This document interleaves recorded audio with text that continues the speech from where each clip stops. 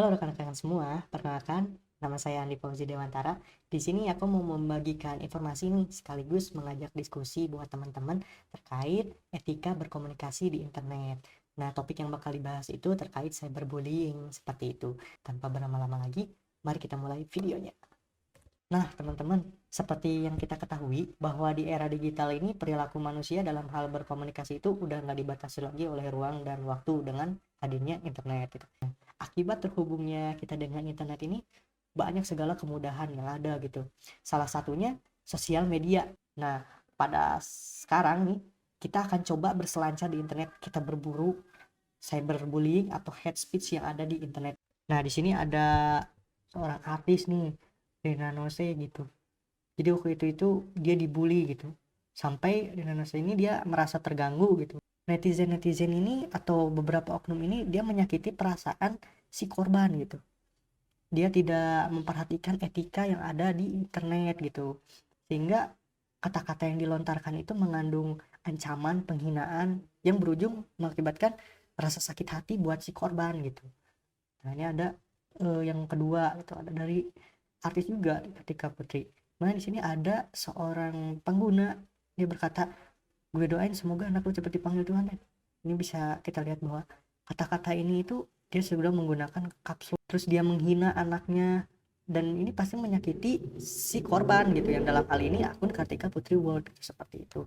Nah, lalu bagaimana sih kiat-kiat kita untuk senantiasa menjaga etika di internet gitu? Yang pertama ini ada interaksi seperti dengan manusia pada umumnya. Maksudnya itu kita harus berinteraksi sebagaimana di dunia nyata gitu. Kita memperhatikan perasaan orang lain. Ya memang walaupun di dunia maya itu kita tidak, belum tentu kita kenal dengan semua orang yang ada di dunia maya. Tapi setidaknya kita memperlakukan dengan manusia pada umumnya gitu. Jangan memberikan info-info yang belum valid. Karena itu bisa menimbulkan hujatan apabila info tersebut belum pasti gitu. Kemudian perhatikan kata-kata yang ditulis senantiasa, bahwa kita coba baca ulang lagi kata-kata yang akan kita kirim, dievaluasi apakah itu menyakiti orang lain atau tidak. Kemudian jangan menggunakan kata-kata yang mengandung syarat. Berhati-hatilah ketika memberikan data-data privasi. Jangan memberikan hal-hal pribadi atau informasi pribadi seperti itu.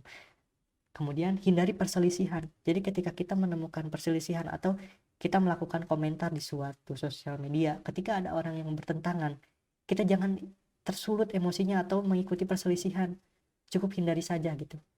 Seperti itu. Kemudian menghormati forum. Nah, memang ada di sosial media itu ada forum-forum gitu yang kita itu kalau masuk ke forum itu ada aturan yang mengikat. Nah, kita itu harus menghormati aturan itu ketika kita masuk ke sebuah forum.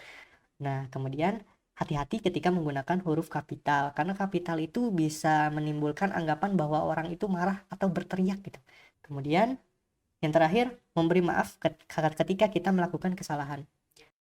Nah, buat teman-teman nih, kita cari tahu jerat hukum apa sih yang berlaku di Indonesia untuk pelaku cyberbullying. Pasal yang mengatur tentang ketentuan cyberbullying itu diatur dalam UU nomor 11 tahun 2008 tentang ITE gitu. Nih ada pasal 27 ayat 3 dan 4. Yang pertama pasal 27 ayat 3. Setiap orang atau bangsa Indonesia dengan sengaja dan tanpa hak mendistribusikan, mentransmisikan atau mengirimkan gitu sehingga sesuatu yang kita kirimkan itu bisa diakses di informasi elektronik gitu, mau di website, di sosial media dan lain sebagainya, dan atau di dokumen elektronik yang isi yang kita kirimkan itu ada konten penghinaan atau pencemaran nama baik. Lalu pasal 27 ayat 4, setiap orang juga yang dengan sengaja dan tanpa mendistribusikan, mentransmisikan, dan mengirimkan atau membuat informasi itu diakses yang memiliki muatan pemerasan atau pengancaman juga masuk di pasal 27 ayat 4 UU ITE. Nah, jadi dengan ini tuh kita harus lebih berhati-hati gitu di internet itu. Kita harus menjaga kata-kata kita, jangan sampai kata-kata yang kita utarakan itu mengandung penghinaan, pencemaran nama baik seseorang gitu. Nah, lalu apa sih sanksi ketika kita melanggar pasal 27 ayat 3 dan 27 ayat 4 UU ITE ini? Di sini itu, nah di sini mengenai hukumannya bagi yang melanggar pasal 27 ayat 3 UU ITE akan dipidana penjara paling lama 4 tahun dan atau denda paling banyak 750 juta. Sedangkan pelaku pelanggaran pasal 27 ayat 4 dipidana penjara paling lama 6 tahun dan atau denda paling banyak 1 miliar. Wah teman-teman, jadi dengan ini itu harusnya kita jadi lebih berhati-hati gitu, menjaga etika di internet karena sudah diatur di undang-undang seperti itu. Gimana nih teman-teman terkait konten yang udah dibahas tadi dari awal sampai akhir gitu. Nah, di sini aku mau mencoba menyimpulkan nih. Dengan kita mempelajari etika komunikasi di internet, kita menjadi paham gitu bagaimana sih cara komunikasi di internet yang benar, menempatkan diri di sebuah forum, menghormati orang lain dan sebagainya. Sehingga kita tetap menjaga manfaat internet gitu, yaitu memberikan kebermanfaatan bagi kita semua.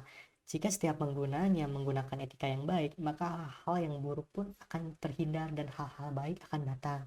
Terakhir, dari aku, mari kita menjadi netizen yang positif untuk orang lain gitu, suportif. Memang kita nggak bisa merubah semuanya gitu, besok netizen Indonesia langsung berubah. Tetapi bisa diawali dengan hal kecil, yaitu dengan diri kita sendiri, dan mengajak teman-teman di sekitar kita. Sekian dari aku, sampai jumpa di video selanjutnya.